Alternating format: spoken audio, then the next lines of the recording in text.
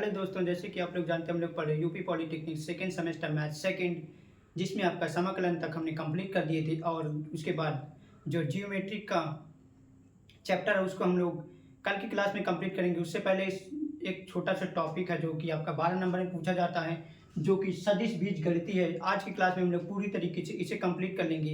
आप लोग ये वीडियो पूरी अच्छे से शुरू से देखना और अंत तक हमारे साथ बने रहना, ताकि इसी क्लास में पूरी तरीके से जो आपके सभी प्रकार के एडिशन और सब्ट्रैक्शन और रेसुलेशन ऑफ वेक्टर सभी दिए हुए सभी को एक एक करके कंप्लीट करेंगे। तो आप लोग हमारे साथ जुड़े रहिए। इसी क्लास में आपको पूरी तरीके से सारा कंसेप्ट कंप्लीट करा देंगे और साथ में कुछ एग्जाम्पल भी करा देंगे, ताकि आपको करने में जो कि आपको क्वेश्चन करने में आसानी होगी। तो आप लोग सारे कंसेप्ट को अच्छे से कंप्लीट करिएगा और साथ में जो एग्जाम्पल आपको बताएं वो भी आप लोग नोट कर लीजिएगा। तो आइए स्टार्ट करते हैं, जिसमें सबसे पहला आपका टॉपिक है सदिश का मापांक। और इसी क्लास में हम पूरी तरीके से इस चैप्टर को पूरी तरीके जो है इसे कंप्लीट कर देंगे। और उसके बाद आप लोग जब प्रश्नावली हल करना तो आप लोग देखना, कोई भी क्वेश्चन आपको जो है सारे एक एक क्वेश्चन आ जाएंगे। तो आप लोग ये क्लास अच्छे से कंप्लीट करिएगा। तो चलिए हम लोग स्टार्ट करते हैं। जैसे हमारे पास पहला टॉपिक दिया हुआ है सदिश का मापांक, मॉडुलस ऑफ वेक्टर। तो आइए देखते हैं किसी भी सदिश का मापांक क्या होता है और उसका मापांक का मान कैसे निकालते हैं। जैसे हमारे पास कोई सदिश दिया हुआ है, एग्जाम्पल के तौर पर वेक्टर आर हमारे पास ये दिया हुआ है, एक्स आई कैप प्लस वाई जे कैप प्लस जेड के कैप, ये हमारे पास वेक्टर दिया हुआ है। तो इसका हम लोग पहले दो आलेख लिखेंगे। तो इसका हम लोग मापांक ज्ञात करते हैं। तो इसका मापांक ये होता है, वेक्टर आर का मॉड बराबर लिखते हैं रूट के अंदर x square plus y square, ये इसका मापांक होता है। और इसी प्रकार यदि तीन वेक्टर वाला दे दे जिसमें तीन सदिश दिए हों, एक्स आई कैप वाई जे कैप और उसके बाद जेड के कैप, यदि तीन वाला दिया हुआ तो इसका जब हम लोग मापांक निकालेंगे तो वो इस प्रकार निकालेंगे, आर मॉड बराबर, इसे भी हम लोग इस प्रकार लिखेंगे, एक्स का स्क्वायर उसके बाद वाई का स्क्वायर प्लस जेड का स्क्वायर। इस प्रकार हम कोई भी सदिश जो दिया होगा उसका हम लोग मापांक निकालेंगे। तो आप लोग इसे अच्छे से समझ लीजिए। जैसे हमारे पास कोई इस प्रकार दिया होगा सदिश, उसका भी मापांक ज्ञात करने के लिए कहेगा, तो हम लोग वेक्टर आर बराबर इस प्रकार लिखेंगे और उसके बाद एक्स का गुणांक जो आई का गुणांक होगा उसका स्क्वायर प्लस जो y का गुणांक होगा उसका स्क्वायर और उसका रूट करेंगे। तो हमारे पास जो r कैप का मान निकल के आएगा वो हमारे पास इसका मापांक होगा। इसी प्रकार जिसमें तीन दिए होंगे x y z, तीन प्रकार के सदिश दिए होंगे, उसका भी मापांक इस प्रकार निकालेंगे। तीसरा वाला भी उस प्रकार उसका स्क्वायर करके ऐड कर देंगे। तो इस प्रकार हम लोग कोई भी सदिश होगा उसका मापांक ज्ञात करते हैं। आइए एक एग्जाम्पल के द्वारा समझते हैं इसका मापांक कैसे ज्ञात करेंगे। जैसे हम कोई एग्जाम्पल ले लेते हैं, यहां पर ले लेते हैं एग्जाम्पल के तौर पर हम लोग लिख लेते हैं, वेक्टर आर बराबर हमारे पास है 2 आई कैप प्लस और 3 जे कैप का मापांक ज्ञात करना है। इसका मापांक निकालने के तो हम लोग मापांक निकालने के लिए क्या करते हैं, मॉड ऑफ वेक्टर बराबर लिखेंगे एक्स हमारे पास क्या होगा, आई का गुणांक, तो आई का गुणांक का वर्ग प्लस ये जेड, उसके बाद सॉरी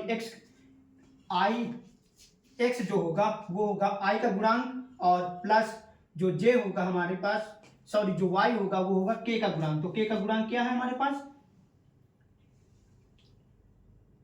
सॉरी यहाँ पर जे होगा के नहीं, क्योंकि के वाले तीन में होंगे।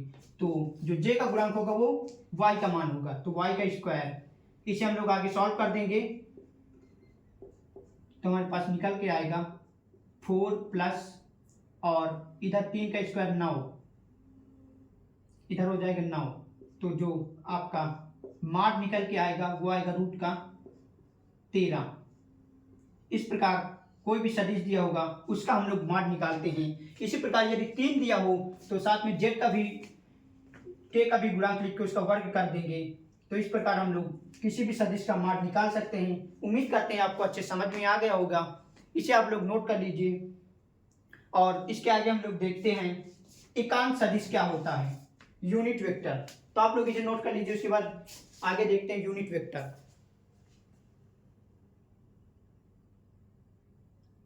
चलिए दोस्तों, इसके आगे हम लोग देखते हैं यूनिट वेक्टर। यूनिट वेक्टर हमारा इस प्रकार होता है, जैसे कोई वेक्टर है, वेक्टर ए का एकांक सदिश या इकाई वेक्टर,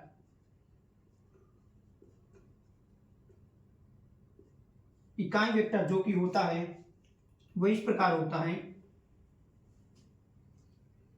पहले उसका ए वेक्टर लिखेंगे और उसके बाद उसी का हम लोग मॉड कर देते हैं, मॉड ऑफ वेक्टर। उसी जो सदिश दिया होगा उसको हम लोग उसके मॉड ऑफ वेक्टर से भाग दे देंगे, तो हमारे पास जो सदिश का मान निकल के आएगा वो यूनिट वेक्टर निकल के आएगा। तो आप लोग इसे भी नोट कर लीजिए और इसे एग्जांपल के द्वारा समझते हैं। यूनिट वेक्टर का मतलब होता है कोई भी जैसे वेक्टर दिया हुआ है उसका एकांक सदिश निकालना है, तो उसका वेक्टर वाला ऊपर लिखेंगे और उसके मॉड ऑफ वेक्टर से भाग दे देंगे, तो हमारे पास यूनिट वेक्टर का मान निकल के आएगा। जैसे हम कोई एग्जांपल लेते हैं, यहाँ पर देख लेते हैं। जैसे हमारे पास एक एग्जांपल है, वेक्टर ए बराबर हमारे पास दिया हुआ है 2i + 4k, ये हमारे पास दिया हुआ है। इसका हम लोग एकांक सदिश ज्ञात करेंगे। एकांक सदिश। तो एकांक सदिश निकालने के लिए हमने क्या बताया आपको, ऊपर उसका सदिश रूप होगा और नीचे उसका मॉड ऑफ वेक्टर होगा। तो इसका सदिश ऊपर क्या है हमारे पास 2i कैप + 4j कैप, और इससे हम लोग इसका मॉड क्या होगा, ये होगा 2 का स्क्वायर और उसके बाद प्लस 4 का स्क्वायर। हाँ, तो आगे हम लोग इसे सॉल्व कर देंगे। तो 2i कैप + 4j कैप, और नीचे हमारे पास बचेगा, इधर होगा 4 और इधर होगा 16 + 16 × 4 = 20। तो हमारे पास निकल के आएगा 2i कैप + 4j कैप / √20। तो इस प्रकार हम लोग किसी भी वेक्टर के एकांक सदिश ज्ञात करते हैं। तो आप लोग इसे नोट कर लीजिए। इसके आगे हम लोग नेक्स्ट टॉपिक देखते हैं।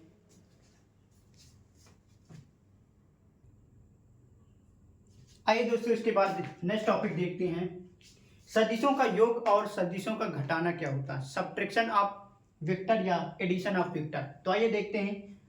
सबसे पहले देखते हैं सदिशों का योग, एडिशन ऑफ वेक्टर। जैसे हमारे पास कोई दो वेक्टर हैं, वेक्टर ए और वेक्टर ए बराबर मान लेते हैं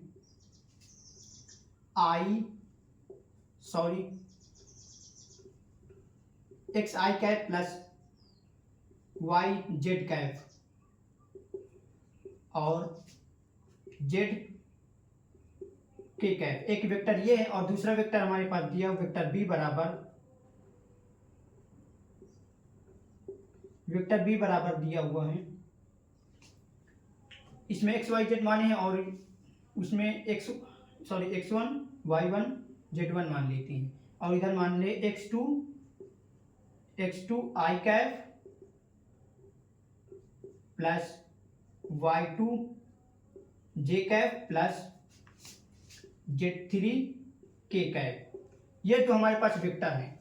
इनका जब हम लोग ऐड करेंगे, एडिशन ऑफ वेक्टर करेंगे, तो आइए देखते हैं इसका एडिशन ऑफ वेक्टर कैसे करते हैं। तो इसका एडिशन ऑफ वेक्टर करने के लिए आप लोग i के गुणांक के साथ जोड़ते हैं z, और उसके बाद जो जे का गुणांक होता है उसके साथ जोड़ते हैं, जे का गुणांक जे के गुणांक के साथ जोड़ते हैं, और जो के का गुणांक होता है वो के गुणांक के साथ जोड़ते हैं। आइए देखते हैं इसका एडिशन ऑफ वेक्टर क्या होगा। जब ये हम लोग ऐड करेंगे तो इस प्रकार लिखेंगे a प्लस बी बराबर, तो हम लोग इसे लिखेंगे x1 आई कैप प्लस x2 आई कैप, उसके बाद प्लस y1 जे कैप प्लस y2 जे कैप, उसके बाद प्लस z1 के कैप प्लस z2 के कैप। इस प्रकार हम लोग इसका एडिशन करते हैं। आइए कि इसको एक एग्जांपल के द्वारा हम लोग समझते हैं। जैसे हमारे पास यहाँ पर एक एग्जांपल लेते हैं, एग्जांपल के द्वारा आपको अच्छे से समझ में आ जाएगा। जैसे हमारे पास एक वेक्टर दिया हुआ है 2i कैप 3j कैप और 4k कैप, और दूसरा वेक्टर हमारे पास b दिया हुआ है 3i कैप प्लस j, उसके बाद 2j cap plus 5k cap. तो इसका जब हम लोग a प्लस बी निकालेंगे, एक वेक्टर b, तो हम लोग i को i के साथ जोड़ेंगे, तो इसको इसके साथ जोड़ेंगे तो हमारे पास आएगा 5i प्लस इसको इसके साथ जोड़ेंगे तो हमारे पास आएगा 5j प्लस इसको इसके साथ जोड़ेंगे तो 9k हो जाएगा। इस प्रकार हम लोग कोई भी दो सदिश दिए होंगे उनका हम लोग आपस में एडिशन करते हैं। तो उम्मीद करते हैं आपको समझ में आ गया होगा। उसके बाद हम लोग देखते हैं सदिशों का घटाना। सदिशों का घटाना देखते हैं, सदिशों का घटाना कैसे करते हैं। जैसे इस प्रकार वेक्टर मान लेते हैं, वेक्टर a बराबर x1i plus y1j plus z1k, और दूसरा वेक्टर हमारे पास था वेक्टर b बराबर x2i cap plus y2j cap plus z2k cap. ये है, इनका हम लोग जब माइनस आपस में करेंगे तो वो इस प्रकार करेंगे, vector a minus vector b, तो हम लोग माइनस करेंगे, इसको इससे माइनस करेंगे क्योंकि i को i के साथ माइनस करते हैं, x1i माइनस x2i, उसके बाद पहले इसे हम लोग, चलो इसको एक एग्जांपल के द्वारा समझते हैं। इस प्रकार काफी लंबा हो जाएगा। जैसे कोई भी दो वेक्टर दिए हुए हैं, इसके द्वारा आपको समझ में आएगा हो गया। तो जैसे कोई वेक्टर दिया हुआ है, वेक्टर मान लेते हैं, वेक्टर a बराबर दिया हुआ है, मान लेते हैं 3 5j और 4k। एक वेक्टर ये दिया हुआ है और दूसरा वेक्टर हमारे पास है 2i plus 4j plus 3k। ये दो वेक्टर है, इनका हम लोग आपस में सब्ट्रैक्शन करेंगे तो वो इस प्रकार करेंगे। ये एग्जांपल के तौर पर लिख लेना, इस प्रकार करेंगे, vector a minus vector b बराबर, तो इसको इसके साथ माइनस करेंगे तो हमारे पास आएगा i वेक्टर, इसको इससे माइनस करेंगे तो हमारे पास 5 में से 4 माइनस करेंगे तो j वेक्टर, और इसको इससे माइनस करेंगे तो हमारे पास आएगा k वेक्टर। तो इस प्रकार हम लोग सब्ट्रैक्शन और एडिशन करते हैं वेक्टर का। तो आप लोगों से उम्मीद करते हैं आपको समझ में आ गया होगा। तो आप लोग यहाँ तक नोट कर लीजिए, उसके आगे हम आगे के नेक्स्ट टॉपिक जो देखते हैं उसे भी कंप्लीट करते हैं, और उसके बाद सारा टॉपिक कंप्लीट करने के बाद हम लोग प्रश्नवली को सॉल्व करेंगे। तो आप लोगों को समझ में आ गया होगा, आप लोग इसे नोट कर लीजिए, इसके आगे हम लोग देखते हैं।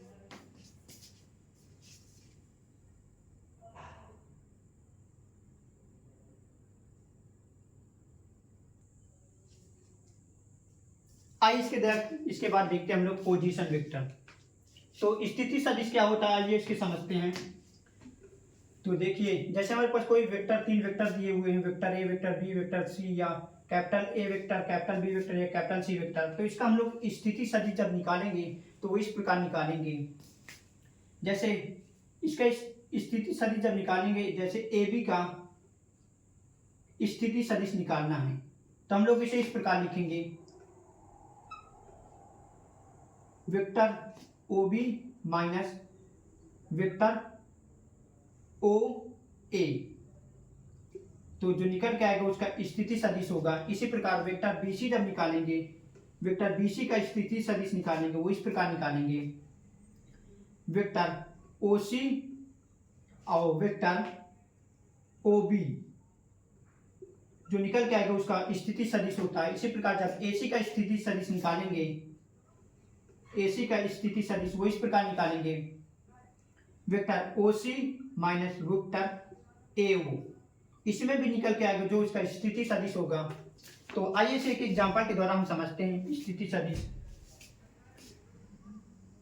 जैसे हमारे पास कोई 3 वेक्टर दिया होगा, वेक्टर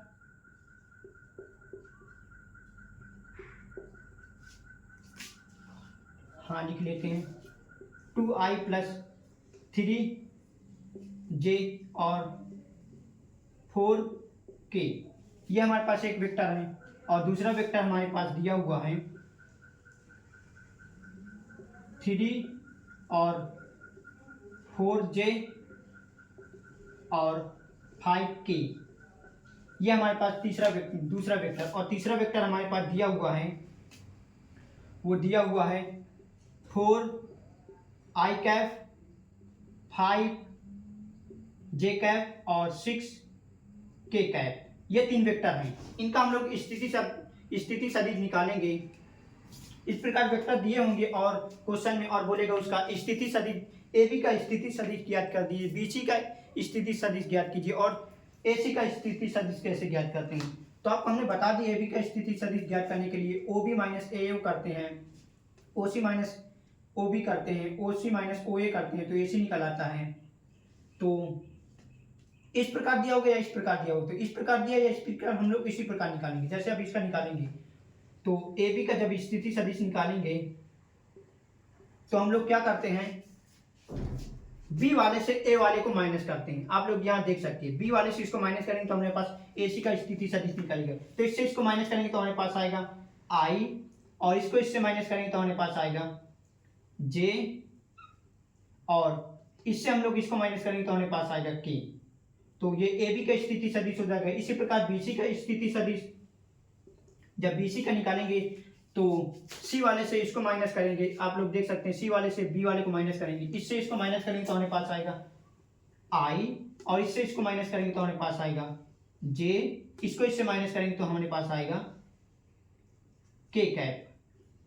तो बी सी का स्थिति सदिश निकाल दिया। उसके बाद अब ए सी का स्थिति सदिश निकालेंगे तो हम लोग सी वाले से ए को माइनस करेंगे, सी वाले से ए को माइनस करेंगे, तो ए सी का जब स्थिति सदिश निकालेंगे वो इस प्रकार निकालेंगे, इसको माइनस, इससे उसको माइनस करेंगे तो हमारे पास आएगा 2i, इसको इससे माइनस करेंगे 2j, और इसको इससे माइनस करेंगे तो हमारे पास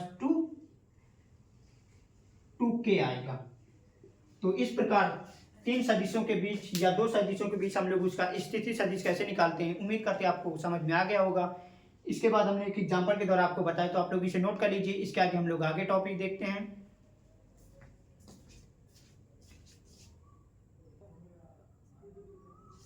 आइए इसके बाद नेक्स्ट टॉपिक 5वें नंबर पर देखते हैं, डायरेक्शन रेशियो क्या होता है। तो आइए देखते हैं डायरेक्शन रेशियो क्या होता है। कोई सदिश समकोण अक्षों की धनात्मक दिशाओं के साथ जो कोण बनाते हैं उसे हम लोग दिक् को जाएं कहते हैं। जैसे कोई ये अक्ष हो गए जो धनात्मक अक्षों के साथ जो कोण बने होते हैं उन्हें हम लोग दिक् को साइन से प्रदर्शित करते हैं, जैसे कॉस अल्फा, कॉस बीटा और कॉस गामा से प्रदर्शित करते हैं, जो कि cos alpha, cos beta, cos gamma, जिसे हम लोग LMN से भी प्रदर्शित करते हैं।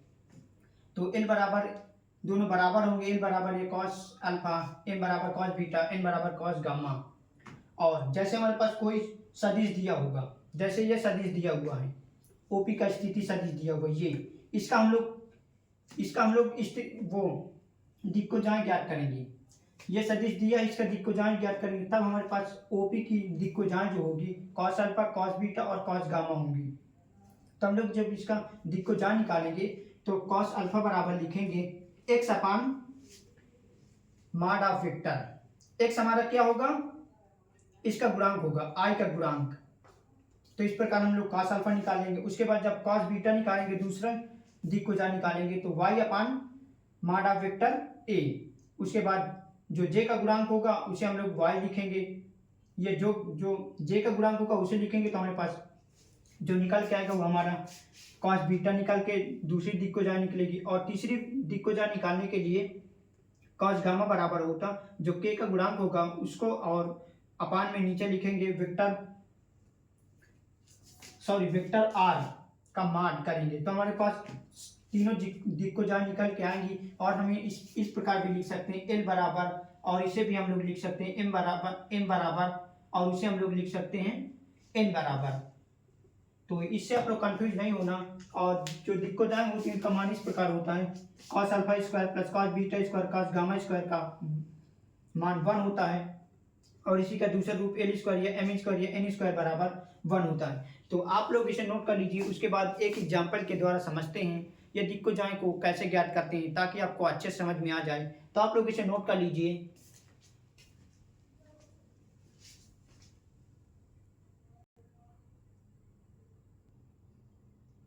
आइए दोस्तों इस एग्जाम्पल के द्वारा समझते हैं दिक्कोजाय को कैसे ज्ञात करते हैं। जैसे हमारे पास ये एक वेक्टर दिया हुआ है, वेक्टर आर बराबर, इसकी दिक्कोजाय हमें ज्ञात करना है। तो हम लोग जानते हैं कोई भी वेक्टर दिया होगा उसकी दिक्कोजाय कॉस अल्फा कॉस बीटा और कॉस गामा होती है, या एल बराबर या एल एम एन होती हैं। तो आइए देखते हैं कैसे इनकी हम लोग दिक्कोजाय ज्ञात करते हैं। जैसे एल बराबर या कॉस अल्फा बराबर हमारे पास जो आपको बताए थे एक्स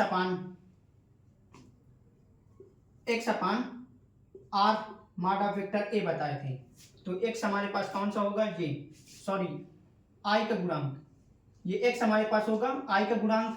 और इसी प्रकार जो एम दूसरी दिक्कोजाय होगी कॉस गामा बराबर कॉस बीटा बराबर वो होगी वाई अपान वेक्टर आर।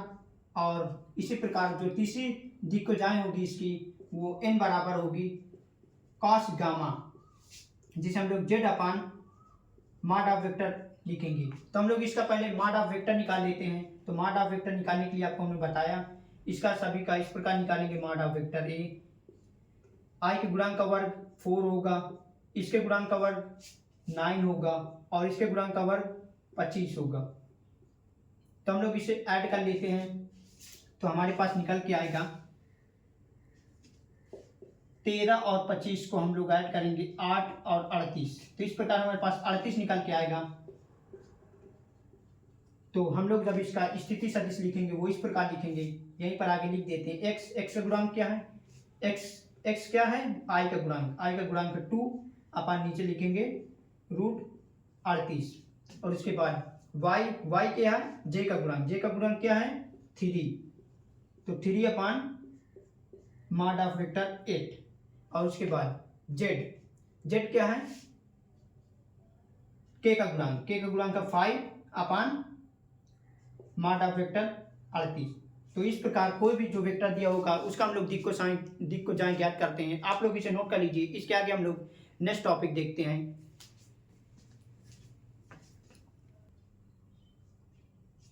आइए इसके आगे हम लोग देखते हैं डायरेक्शन रेशियो क्या होता है। तो आइए समझते हैं डायरेक्शन रेशियो। माना कोई बिंदु P और Q दो बिंदु दिए हुए हैं, दोनों बिंदु P के दिक् अनुपात जो इस प्रकार होते हैं, A बराबर होता है x माइनस x1, B बराबर होता है y2 माइनस y1, और C बराबर z2 माइनस z1। ये इसके दिक् अनुपात होते हैं। तो आइए एक एग्जाम्पल के द्वारा हम समझते हैं। जैसे हमारे पास कोई दो पॉइंट दिए हुए हैं,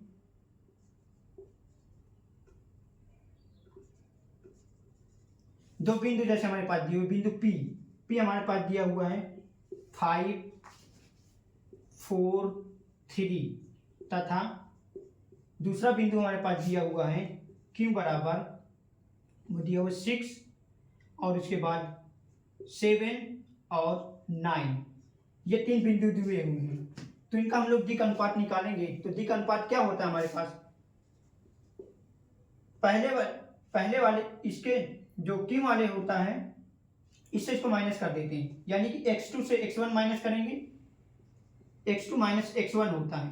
x2 हमारे पास कितना 6, x1 कितना है 5, तो हमारे पास 1 आएगा। और इसके बाद सेकेंड जो द्विक अनुपात निकालेंगे y2 माइनस y1 होता है। y2 हमारे पास कितना 7, y1 कितना है 4, तो हमारे पास जो आएगा 3। ये दूसरा द्विक अनुपात हो गया। उसके बाद तीसरा निकालेंगे z2 माइनस z1 होता है। z2 हमारे पास कितना है 9, z1 हमारे पास है 3, और इसे आगे सॉल्व करेंगे तो हमारा 6। इस प्रकार हम लोग दो बिंदु दिए होंगे, उनका हम लोग डायरेक्शन रेशियो यानी कि द्विक अनुपात निकालते हैं। एक एग्जांपल के द्वारा आपको बताएं, तो उम्मीद करते हैं आपको समझ में आ गया होगा। इसे आप लोग नोट कर लीजिए। उसके बाद हम लोग नेक्स्ट टॉपिक पे चलते हैं।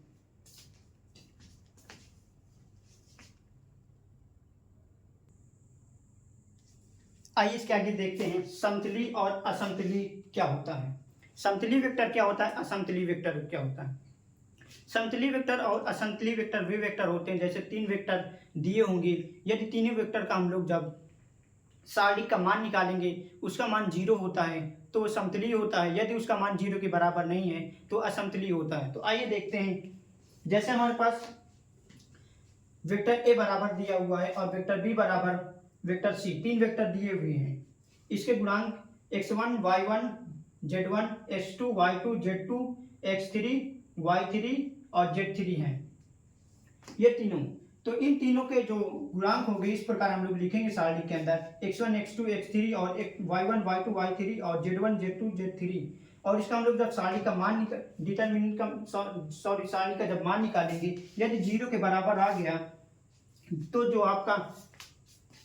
जो आपके ए बी सी तीनों दिए होंगे ये समतली होंगे। नीचे लिख देते हैं, यहाँ पर लिख देते हैं, तो समतली होंगी ए बी सी, जो वेक्टर ए वेक्टर बी और वेक्टर सी होंगी। जैसे तीन वेक्टर दिए हुए हैं इनके सभी के गुणांक हम लोग लिखेंगे। पहले का गुणांक x1 x2 y3 x3 और उसके बाद सेकेंड वाले का x2 y2 y3, इसी प्रकार सभी गुणांक लिखेंगे। और इसके बाद हम लोग इस सारणी का मान निकालेंगे। यदि 0 के बराबर आ गया या vector A into vector B cross vector C, ये तो हम लोग आगे पढ़ेंगे, इसको भी हम लोग सिद्ध कर सकते हैं। तो यदि इस सारणी का मान 0 के बराबर आ जाएगा तो ये समतली होगा। तो ए बी सी तीनों समतली होंगे। यदि इनका मान 0 के बराबर नहीं है तो वेक्टर ए और वेक्टर बी और वेक्टर सी तीनों असमतली होंगे।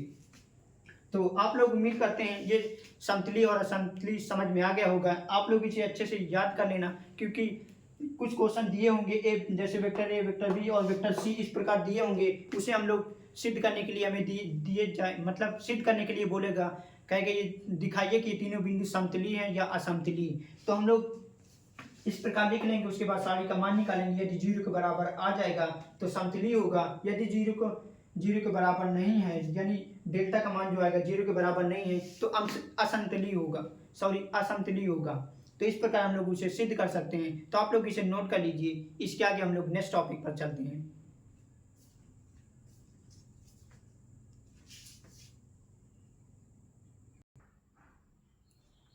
आइए इसके आगे हम लोग देखते हैं दो बिंदुओं के बीच की दूरी। तो आइए देखते हैं दो बिंदु के बीच की दूरी कैसे ज्ञात करते हैं। तो आइए देखते हैं, जैसे हमारे पास लिखा हुआ है दो बिंदु के बीच की दूरी डिस्टेंस ऑफ टू पॉइंट। जैसे दो पॉइंट दिए हुए हैं, पॉइंट ए P1 और P2 दो बिंदु दिए हुए हैं, इनके बीच की हम लोगों को दूरी निकालना है, या स्थिति सदिश के रूप में दिया होगा इस प्रकार OP1 बराबर, इस प्रकार स्थिति सदिश के रूप में दिया होगा। तो हम लोग इसका कैसे दूरी निकालते हैं, तो इसका जब दूरी निकालते हैं तो इस प्रकार निकालते हैं। जो हमारे पास फार्मूला होता है x2 माइनस x1 का होल स्क्वायर रूट के अंदर P1 इंटू P2 की जो डिस्टेंस होगी वो इस प्रकार होगी x2 माइनस x1 का होल स्क्वायर रूट के अंदर प्लस y2 माइनस y2 का whole square plus z2 minus z2 का होल स्क्वायर। तो इस प्रकार हम लोग दो बिंदुओं के बीच की दूरी को ज्ञात करते हैं। आप लोग इस फार्मूले को नोट कर लीजिए और उसके बाद हम लोग एक एग्जाम्पल के द्वारा इसे समझते हैं। तो दो बिंदु के बीच की दूरी कैसे ज्ञात कर सकते हैं। तो इस प्रकार, या तो इस प्रकार दो पॉइंट दिए होंगे, उनके बीच की दूरी निकालना होगा, या इस प्रकार दिया होगा स्थिति सदिश के रूप में। तो दोनों प्रकार दिया होगा तो हम लोग इसका जब दूरी मतलब डिस्टेंस निकालेंगे तो इस प्रकार निकालेंगे, x2 - x1 का whole square plus y2 - y1 का whole square plus z2 - z2 का होल स्क्वायर और पूरे का रूट लगा देंगे। जैसे एक एग्जांपल के द्वारा समझते हैं। यहाँ पर जैसे हम एक एग्जांपल लेते हैं, जैसे पॉइंट ए हमारे पास दिया हुआ है 4, 3, 2 और इसके बाद दूसरा पॉइंट है हमारे पास Q जो दिया हुआ है हमारे पास 1, 2 और 3। ये दो पॉइंट हैं, इन दोनों के बीच की हमकी दूरी निकालना है। तो डिस्टेंस बराबर लिखेंगे हम लोग, जो फार्मूला होता है x2 - x1 का होल स्क्वायर, x2 - x1 का होल स्क्वायर। x2 हमारे पास है 1, x1 है हमारे पास 4 का whole square plus y2 - y2 का whole square, sorry y2 - y1 का होल स्क्वायर। y2 हमारे पास है 2, y1 कितना हमारे पास 3 का whole square plus y3 - y1 y2 का होल, सॉरी ये हमारे पास है z2 और यह है z1। तो हम लोग जिसे माइनस करके होल स्क्वायर करेंगे इस प्रकार, z2 - z1 का होल स्क्वायर। z2 हमारे पास है 3 और z1 हमारे पास है 2 का होल स्क्वायर। बस हम इसे आगे सॉल्व कर देंगे, इतना लिखने के बाद इसे सॉल्व कर देंगे। इसमें से एक प्लस वाला हट जाएगा तो हमारे पास 3 और 3 का वर्ग करेंगे तो हमारे पास आएगा 9 प्लस इधर -1 बचेगा, होल स्क्वायर होगा 1 प्लस इधर 1 होगा 1। तो इस प्रकार हमारे पास जो डिस्टेंस निकल के आएगी वो आएगी 11। तो इस प्रकार हम लोग दो बिंदु के बीच की दूरी ज्ञात करते हैं। उम्मीद करते हैं आपको समझ में आ गया होगा। आप लोग इसे नोट कर लीजिए। इसके आगे हम लोग नेक्स्ट टॉपिक पर चलते हैं।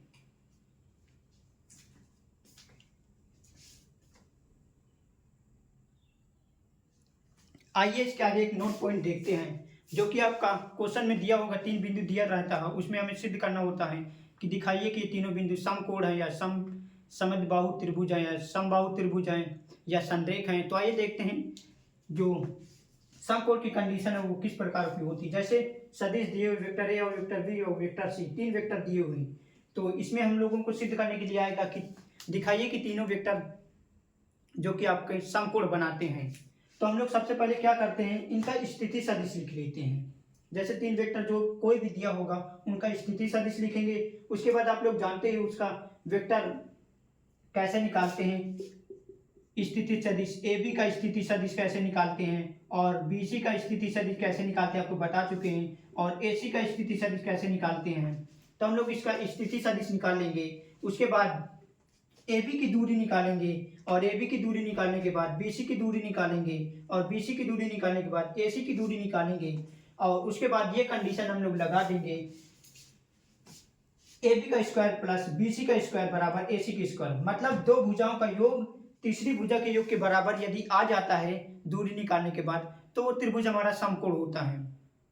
तो आप लोग इसे नोट कर लीजिए, ये भी काफ़ी इंपॉर्टेंट है, जो कि आपका पूछा जाएगा। 3 बिंदु दिए होंगे, उसमें दिया जाएगा कि दिखाइए कि तीनों समकोण हैं। तो आप लोग सबसे पहले उसका स्थिति सदिश लिख लेना।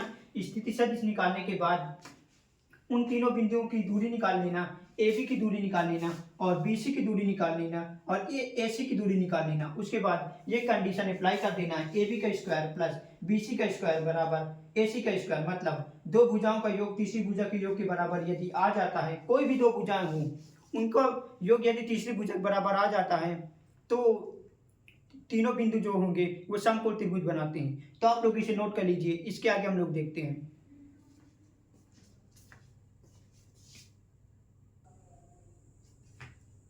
आइए दोस्तों, इसके बाद हम लोग स्टार्ट करते हैं अगला चैप्टर, जो कि आपका 8वां चैप्टर है, दो सदिशों का अदिश गुणन। ये सदिश बीजगणित में सारे पार्ट जो एक ही साथ दिए हुए हैं, हम लोग उसे इसी क्लास में अलग अलग पार्ट में पढ़ लेंगे। जैसे पहले पार्ट में हम लोग पढ़ चुके हैं और दूसरे पार्ट में हम लोग पढ़ेंगे दो सदिशों का अदिश गुणन क्या होता है। तो आइए देखते हैं दो सदिशों का अदिश गुणन क्या होता है, और इसमें जो भी इंपॉर्टेंट टॉपिक दिए होंगे उन्हें भी आपको अच्छे समझाएंगे।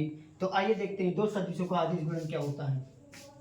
माना दो वेक्टर है, वेक्टर ए और वेक्टर बी, इनका अदिश गुणन जो होता है vector A into dot vector B बराबर जो इनका अदिश गुणन होगा दोनों वेक्टर का वो इस प्रकार होगा, vector A into dot vector B बराबर मॉड ऑफ वेक्टर ए और mod of vector B into cos theta. ये इसका दो सदिशों का अदिश गुणन होता है। तो और यहाँ पर हम लोग जो ए डॉट इसको पढ़ते हैं वो A dot B vector A into dot vector B को इस प्रकार पढ़ते हैं, vector A into vector A into dot vector B को पढ़ते हैं, इस प्रकार पढ़ते हैं। मतलब ये जो डॉट लगा हुआ इसे हम लोग डॉट पढ़ते हैं, vector A into vector B. और जो सदिश गुणन होता है दो बिंदुओं का, जैसे दो बिंदु दिए हुए थे, दो वेक्टर दिए हुए थे, इनका अदिश गुणन जो इस प्रकार होता है, vector A into vector B vector A into vector B बराबर होता है mod of vector A into mod of vector B into cos theta. ये हमारे पास दो सदिशों का अदिश गुणन होता है। और इनके बीच में जब दो सदिश, इन्हीं के बीच में जो कोण बनता है, जब हम लोग दो सदिशों के बीच का कोण निकालेंगे तो हम लोग ये थीटा जब निकालते हैं तो आप लोग इसे नोट कर लीजिए, पहले दो सदिशों का अदिश गुणन, उसके बाद आगे देखेंगे दो सदिशों के बीच कोण कैसे ज्ञात करते हैं। तो आप लोग इसे नोट कर लीजिए, आप लोग समझ भी चुके होंगे कि दो सदिशों का अदिश गुणन क्या होता है, जो कि आपके सामने लिखा हुआ है mod of vector A into mod of vector B into A cos theta. दो वेक्टर दिए होंगे, उनका हम लोगों से पूछा जाएगा उनका अदिश गुणन ज्ञात कीजिए। तो इस प्रकार इस फार्मूले के जरिए हम लोग करेंगे। तो आप लोग इसे नोट कर लीजिए, इसके आगे हम लोग देखते हैं फिर।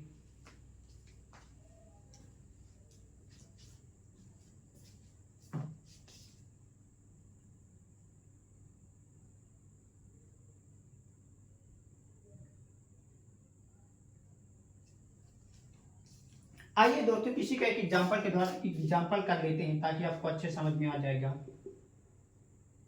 जैसे हमारे पास कोई वेक्टर मान लेते हैं, वेक्टर ए बराबर हमारे पास दिया होगा 3 और 4j, तीसरा भी दिया होगा इसी प्रकार, और उसके बाद दूसरा वेक्टर हमारे पास दिया होगा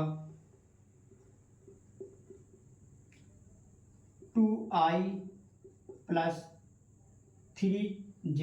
ये दो वेक्टर दिए हुए हैं, इनका हम लोगों को अदिश गुणन ज्ञात करना है। तो अदिश गुणन ज्ञात करने के लिए हमारे पास फार्मूला होता है vector A into dot vector B बराबर होगा पहले वाले का माड जब हम लोग निकालेंगे तो यहाँ पर निकाल लेते हैं, पहले माड निकाल लेते हैं, माड ऑफ वेक्टर ए, क्योंकि फार्मूले में आपको काम लगेगा। तो माड ऑफ वेक्टर ए निकालेंगे तो हमारे पास जो निकल के आएगा, इसका वर्ग करेंगे 3 का होगा 9, और इसका वर्ग करेंगे तो हमारे पास 16। तो हमारे पास माड ऑफ वेक्टर निकल के आएगा वो आएगा 25। और माड ऑफ वेक्टर बी निकालेंगे तो इस प्रकार निकालेंगे, 2 का वर्ग करेंगे तो 4 होगा, उसके बाद 3 का वर्ग करेंगे तो हमारे पास 9 होगा। तो हमारे पास जो माड ऑफ वेक्टर बी निकल के आएगा वो आएगा 13। तो अब इसका हम लोग अदिश गुणन निकालेंगे तो इस प्रकार निकालेंगे, vector A into vector B बराबर डॉट वेक्टर बी बराबर हमारे पास जो फार्मूला होगा इस फार्मूले के जरिए निकालेंगे, वेक्टर ए और वेक्टर बी का मान और कॉस थीटा। तो हमारे पास मॉड ऑफ ए का मान कितना है 5, और मॉड ऑफ वेक्टर बी का मान कितना है 13। यहाँ पर निकल के आएगा हमारे पास 5 निकल के आएगा, 25 का वर्ग होगा 5, और 5 इंटू कॉस थीटा। इस प्रकार दो सदिशों का हम लोग अदिश गुणन ज्ञात कर सकते हैं। उम्मीद करते हैं इस एग्जाम्पल के द्वारा आपको समझ में आ गया होगा। आप लोग इसे नोट कर लीजिए, इसके आगे हम लोग अगले टॉपिक पर चलते हैं।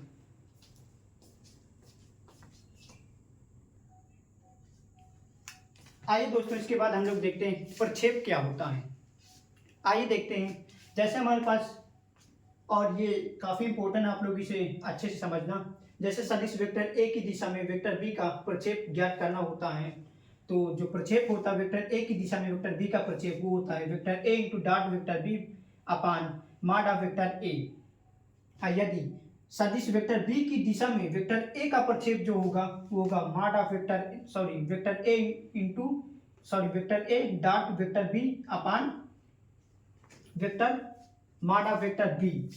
मतलब ये है कि यदि ए की दिशा में बी का प्रक्षेप निकालना है तो हम लोग vector A into vector A dot vector B upon vector, एक मिनट दोस्तों,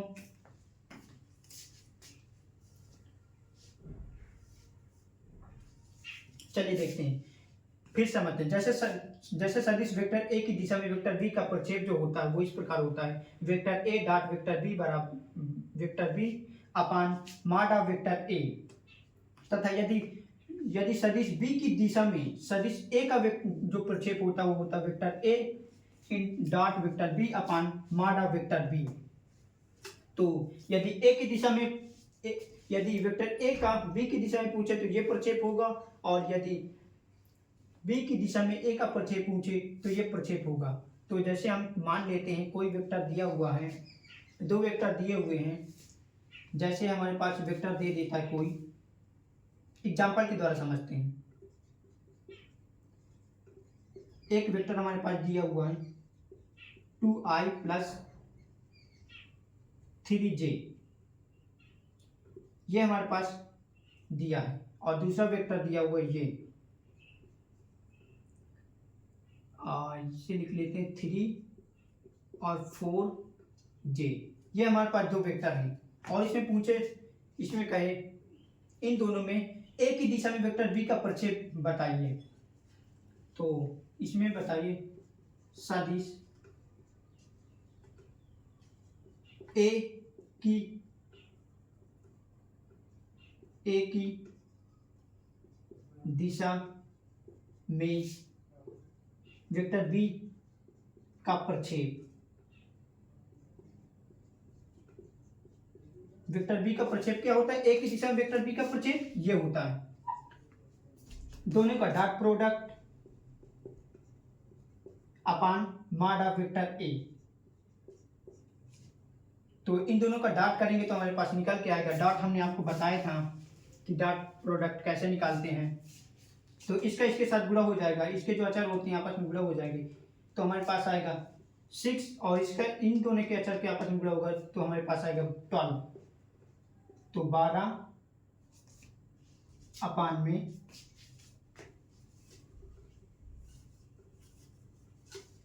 और हमारे पास जो नीचे निकल के आएगा इसका ए का माड निकालेंगे तो हमारे पास क्या निकल के आएगा, यहाँ पर निकाल लेते हैं तो हमारे पास आएगा 4 + 9 यानी कि 13, रूट का 13। तो 13 से हम लोग इसको डिवाइड कर देंगे, तो हम लोग वेक्टर ए की दिशा में वेक्टर बी का प्रक्षेप निकाल सकते हैं। ऊपर हमारे पास आएगा 18 और नीचे √13। इसी प्रकार सदिश बी की दिशा में ए का जो प्रक्षेप होगा वो इस प्रकार होगा, ये लाइन आप लोग लिख लेना। सदिश बी की दिशा में सदिश ए का प्रक्षेप जो होगा वो इस प्रकार होगा, vector A dot vector B upon mod of vector B, mod of vector B.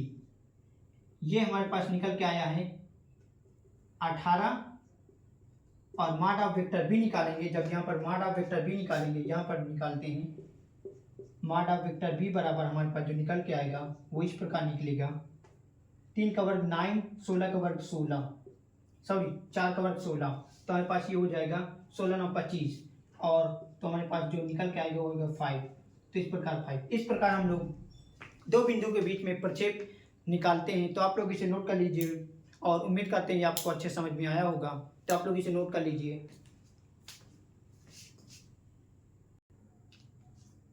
आइए इसके आगे हम लोग आइए इसके बाद हम लोग देखते हैं नेक्स्ट टॉपिक, दो सदिशों के बीच में जो कोण होता है उसे कैसे ज्ञात करते हैं। तो दो सदिशों के बीच में जो एंगल ऑफ टू वेक्टर, जैसे हमारे पास वेक्टर ए और वेक्टर बी दो वेक्टर दिए हुए हैं, तो आप लोग जानते हैं इनका अदिश गुणन, जो आपका अदिश गुणन होता है mod of vector A into mod of vector B into cos theta होता है। और तो हम लोग इसका जब कोण निकालेंगे दोनों बीच के कोण, तो कॉस थीटा बराबर होगा, इसे हम लोग ट्रांसफर कर लेंगे, इसे उधर भेज देंगे, तो हमारे पास vector A into dot vector B upon mod of vector A और मॉड ऑफ वेक्टर बी, ये हमारे पास दोनों सदिशों के बीच का कोण होता है। तो आप लोग इसे नोट कर लीजिए, और आइए देखते हैं कि एग्जाम्पल के द्वारा इसे समझते हैं। जैसे हमारे पास कोई दो वेक्टर मान लेते हैं, यहाँ पर एग्जाम्पल लिख लेते हैं। एग्जाम्पल, कोई वेक्टर दिया हुआ है 2i + 3j, एक वेक्टर ये है और दूसरा वेक्टर हमारे पास b दिया हुआ है 4i और 1j। ये हमारे पास इन दोनों के बीच का कोण निकालना है। तो आप लोग जानते हैं इन दोनों के बीच का जो एंगल होगा वो इस प्रकार होगा, vector A into dot vector B upon mod of vector A और माडा वेक्टर बी। तो हम लोग इसको सबसे पहले माडा वेक्टर ए निकाल लेते हैं। माडा वेक्टर ए हमारे पास निकल के आएगा, इसका वर्ग करेंगे 4 होगा और इसका वर्ग करेंगे 9 होगा, तो हमारे पास होगा 13। और उसके बाद माडा वेक्टर बी निकालेंगे, तो इसका वर्ग करेंगे तो हमारे पास आएगा 16 और इसका वर्ग करेंगे तो 1। तो हमारे पास इसका जो माड का मान निकलेगा वो आएगा हमारे पास 17। और इसके बाद अब इस सीधा इस फार्मूले में रख देते हैं, कॉस थीटा बराबर दोनों के बीच का कोण जो होगा, पहले इन दोनों का प्रोडक्ट क्या होगा ए डॉट बी। तो ए डॉट बी निकालेंगे तो इसको इसके साथ गुणा करेंगे तो हमारे पास आएगा 8। उसके बाद प्लस इसको इसके साथ गुणा करेंगे तो हमारे पास आएगा 3 अपान में माडा वेक्टर ए माडा वेक्टर बी। माडा वेक्टर ए हमारे पास कितना है 13 और माडा वेक्टर बी कितना है 17। तो इसे सॉल्व कर देंगे 11 अपान माडा वेक्टर 13 और माडा वेक्टर 17 निकल के आएगा। तो इस प्रकार हम लोग दो जो सदिश दिए होंगे उनके बीच का एंगल निकाल सकते हैं। तो आप लोग इसे नोट कर लीजिए। इसके आगे हम लोग देखते हैं,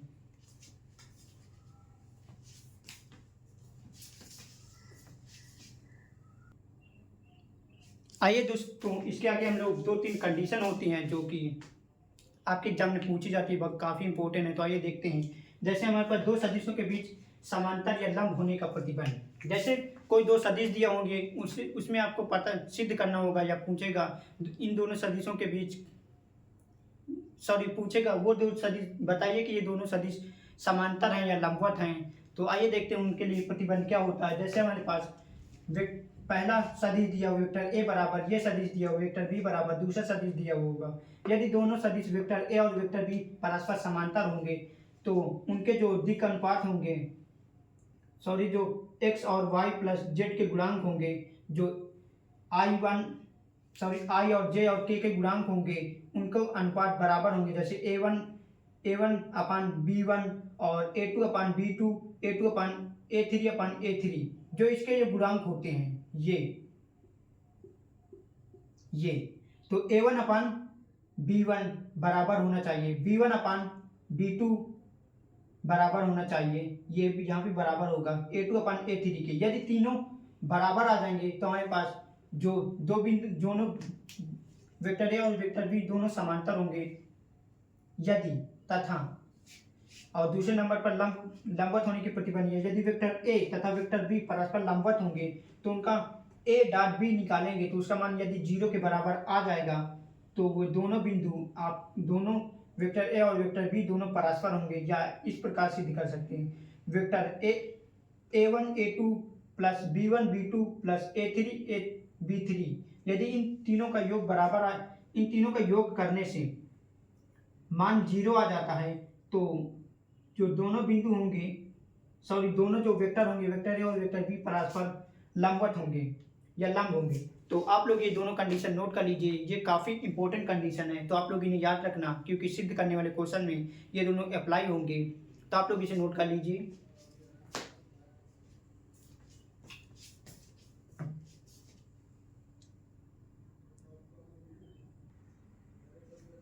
आइए दोस्तों इसके बाद हम लोग नेक्स्ट टॉपिक देखते हैं, सदिशों का वज्र गुणन। तो आइए देखते हैं vector of cross vector, cross product क्या होता है। जैसे हमारे पास दो वेक्टर दिए हुए हैं, वेक्टर ए तथा वेक्टर बी दोनों अशून्य हों, यानी कि दोनों में कोई शून्य ना हो या असमांतर भी हो, तो जो डॉट प्रोडक्ट होता है क्रॉस प्रोडक्ट, यहाँ पर लिख लीजिए क्रॉस प्रोडक्ट क्रॉस प्रोडक्ट होता है vector A cross vector B बराबर होता है mod of vector A into mod of vector B sine theta और एन कैट, ये इसका क्रॉस प्रोडक्ट होता है। और ये नोट पॉइंट में आप लोग लिख लीजिए, यदि दोनों वेक्टर समान है तो उसका मान क्रॉस प्रोडक्ट जीरो होता है, यानी कि वेक्टर ए और वेक्टर बी का क्रॉस प्रोडक्ट जीरो होगा। Vector B cross vector B का जो मान होगा वो भी जीरो होगा। इसी प्रकार vector C cross vector C का जो मान होगा वो जीरो होगा। तो इस प्रकार क्रॉस प्रोडक्ट आप लोग समझ चुके होंगे क्रॉस प्रोडक्ट क्या होगा। एक बार आप लोग इसे लिख लीजिए, इसके बाद आपको एक एग्जांपल के द्वारा समझा देते हैं, या तो फिर आपको जो हमने सदिश डॉट प्रोडक्ट बताते हैं उसी प्रकार इसमें भी है। दो वेक्टर दिए होंगे, वेक्टर ए और वेक्टर बी, उनका क्रॉस प्रोडक्ट निकालने के लिए हम लोग उसका सबसे पहले करेंगे मॉड ऑफ वेक्टर ए का मान निकालेंगे, मॉड ऑफ वेक्टर बी का मान निकालेंगे, उसके बाद साइन थीटा लिख देंगे। तो आप लोग इसे निकाल सकते हैं। तो ये आप लोग इसे कंप्लीट कर लीजिएगा। इसके आगे हम लोग नेक्स्ट टॉपिक देखते हैं, क्योंकि हमारे पास टाइम काफ़ी कम है तो इसलिए आपका जल्दी आपको बताना पड़ रहा है। और पहले जो सारे कंसेप्ट बताए उसमें एक एक एग्जांपल बता देते रहे हैं, तो इसमें का एग्जांपल आप लोग कर लेना, क्योंकि डॉट प्रोडक्ट के हिसाब से दोनों सेम ही हैं। तो आप लोग इसे नोट कर लीजिए। इसके आगे हम लोग नेक्स्ट टॉपिक पर चलते हैं।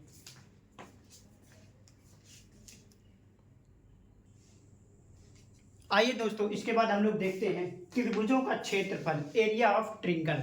आइए देखते हैं त्रिभुज किस प्रकार के होंगे, उनका हम लोग जैसे समांतर चतुर्भुज हो गया और समकोण त्रिभुज हो गया, इन सभी का हम लोग कैसे क्षेत्रफल निकालेंगे, एरिया ऑफ ट्रिंगल।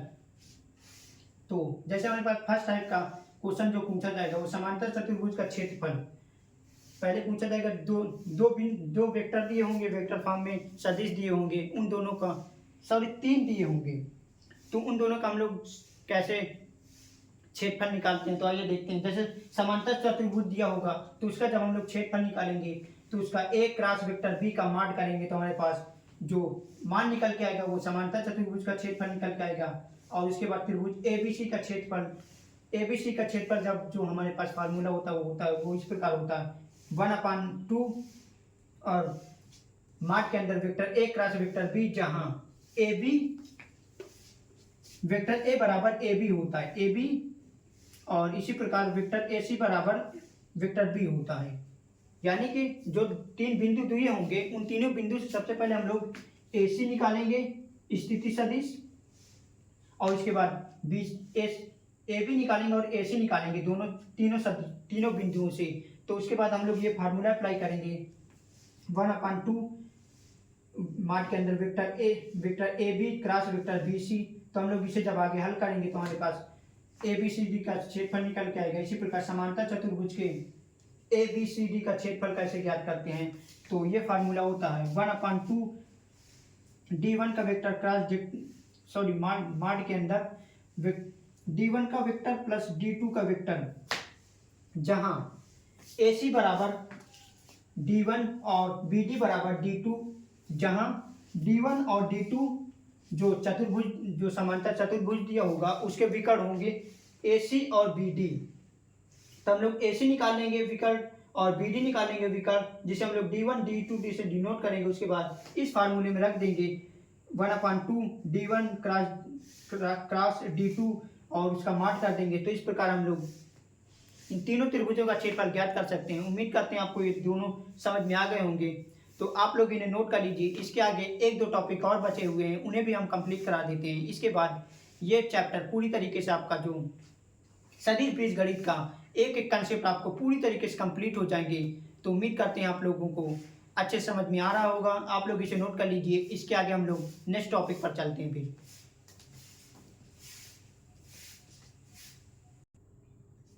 आइए दोस्तों, इसके बाद देखते हैं दो कंडीशन और हुई हैं। जैसे कोई तीन बिंदु दिए होंगे, उन तीनों बिंदु को सिद्ध करना होगा, उसमें देखना होगा कि ये तीनों बिंदु संरेख है या नहीं। आइए उनके लिए कुछ प्रतिबंध होते हैं, उन्हें भी समझ लेते हैं। जैसे तीन बिंदु संरेख होंगे, यदि तीनों बिंदु संरेख होंगे तो उनका हम लोग सबसे पहले क्षेत्रफल निकालेंगे। यदि क्षेत्रफल 0 के बराबर आ जाएगा तो वे तीनों बिंदु संरेख होंगे।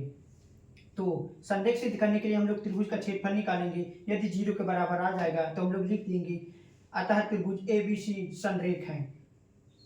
और उसी प्रकार ये क्वेश्चन आपका ये टॉपिक छूट गया था वेक्टर ए तथा वेक्टर बी लंब इकाई सदिश कैसे ज्ञात करते हैं। तो लंब इकाई सदिश ज्ञात करने के लिए वेक्टर ए तथा वेक्टर बी पर लंब इकाई सदिश जो होता है एन कैप, जो इस प्रकार होता है एन कैप बराबर लंब इकाई सदिश जो होगा,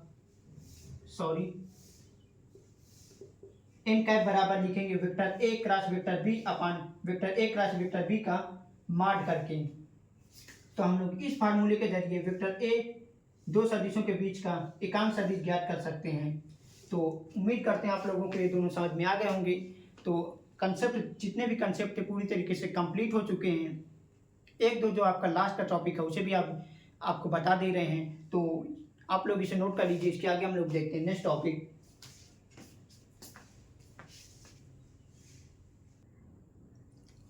चलिए दोस्तों, हमारा लास्ट टॉपिक है चैप्टर नंबर 9, जो आपका सदिश के गुणन के अनुप्रयोग हैं।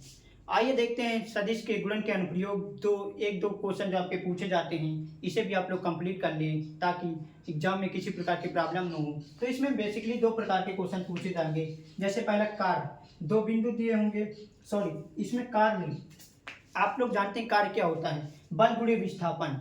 यानी कि जो इस चैप्टर में जो क्वेश्चन दिए होंगे आपको दिया होगा, जैसे कोई भी क्वेश्चन दे देगा उसमें सबसे पहले बल दे देगा कि इतने न्यूटन का बल, इतने और इतने बीच के विस्थापन भी दिया होगा, उसके द्वारा हम लोग वर्क निकालते हैं। तो ये दो फार्मूले हैं, इसे आप लोग नोट कर लीजिए। यदि क्वेश्चन में दे दे आपको इस चैप्टर से तो आप लोग कर सकते हैं। कार्य बराबर, जैसे आपको बल दिया होगा और दो बिंदु के बीच का विस्थापन हम लोग फिर ज्ञात करेंगे, और विस्थापन ज्ञात करने के बाद इस फार्मूले में रखेंगे तो हमारे पास कार्य निकल आएगा। तो वर्क बराबर हमारे पास होगा vector F into vector D. आप लोग जानते हैं इसका वेक्टर ए डॉट बी कैसे निकालते हैं। और उसके बाद बल अघूर निकालने के लिए vector r cross vector F, यानी कि आर हमारे पास तिर्यक जो लंबाई होती है और क्रॉस वेक्टर एफ जो हमारे पास बल होता है। तो आप लोग इन दोनों फार्मूले को नोट कर लीजिए। इससे बेसिक सब क्वेश्चन आएंगे, आप लोग इन फार्मूले में रखकर सॉल्व कर सकते हैं। तो आज की क्लास आप लोगों को कैसी लगी जब कमेंट्स करके जरूर बताइएगा। और सदिश बीजगणित इस पूरी क्लास में 1 घंटे क्लास में हमने पूरी तरीके से कंप्लीट कर लिए। जितने भी सारे कंसेप्ट थे एक एक करके हमने अच्छे से कंप्लीट कर लिया है। आप लोग इस क्लास को अच्छे से समझ लेना और सारे कंसेप्ट जो आपको बताए वो भी अच्छे से समझ लेना। उसके बाद इस पूरे चैप्टर में कोई भी सवाल ऐसा नहीं होगा जो आप लोग नहीं कर सकते, सारे क्वेश्चन आपको आ जाएंगे। तो उम्मीद करते हैं आप लोग ये क्लास अच्छे से देखिएगा और सारे कंसेप्ट को समझना। और उसके बाद जो प्रश्नावली है, सारे क्वेश्चन ये बीजगणित के एक एक क्वेश्चन, कोई भी क्वेश्चन आप लोग उठाकर करिएगा। आप लोग देखना कितने सिंपल वे में आप लोग कर सकते हैं। तो आज की क्लास यहीं तक रखते हैं, धन्यवाद। और अगला लेक्चर हमारा ज्योमेट्री का जो आएगा वो भी एक ही क्लास में आपका परवलय, सर्किल और अति परवलय सारे कंसेप्ट एक ही क्लास में कंप्लीट करा देंगे और साथ में कुछ क्वेश्चन भी बता देंगे एग्जाम्पल के तौर पर। तो आप लोगों को अच्छे समझ में आ जाएगा। तो आज की क्लास यहीं तक रखते हैं, आप लोग कल की क्लास में मिलेंगे। तब तक के लिए धन्यवाद।